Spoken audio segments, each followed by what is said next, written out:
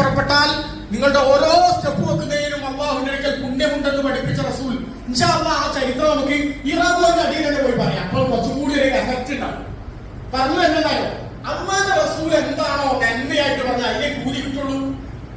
അല്ലാതെ നമ്മൾ നന്മയാണ് പ്രതീക്ഷിച്ചിട്ടുണ്ട്. ചരിത്രം പഠിക്കാൻ വേണ്ടി നമുക്ക് എന്ത് ചെയ്യാം, ആരോഗ്യമായി പോകാം. പക്ഷെ ആ ഒരു പോകൊണ്ട് 1,00,000 പ്രതിഫലമുള്ള ജമാഅത്ത് ഹറമ് നഷ്ടപ്പെടരുത്. എന്നെ പോലത്തെ ആൾക്കാർക്ക് അല്ലെങ്കിൽ ഷാജാനെ പോലത്തെ ആൾക്കാർക്ക് എന്ത് ചെയ്യാം, ധൈര്യമായിട്ട് പോയി കയറി കണ്ടു പോരാ, ഒരു കുഴപ്പമില്ല. ചരിത്ര പ്രദേശമാണ്, ഒരുപാട് ചരിത്രങ്ങൾ സാക്ഷ്യം വഹിച്ച പ്രദേശമാണ്. ഇൻഷാ അല്ലാഹ് നമുക്ക് പിന്നീട് പറയാം.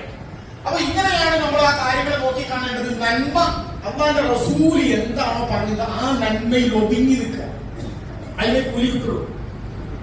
അത് മറ്റവരോട് ജയിക്കാൻ വേണ്ടിട്ടോ ഓരോരെ എണ്ണം ചെയ്യാൻ വേണ്ടിട്ടോ അല്ല നമ്മൾ പോകുന്നത്. മദീനയിലേക്ക് ഞാൻ വിചാരിച്ചാൽ പോകുന്നത് ഒരു സാധാരണ കബറിലേക്ക് പോകാത്ത ആൾക്കാരാണല്ലോ. എന്തിനാണ് തിരിക്കുന്നത്? പച്ചക്ക് നമ്മൾ മനസ്സിലാക്കേണ്ടത് മദീനയുമായി ഹജ്ജിനോ ഉംറക്കോ യാതൊരു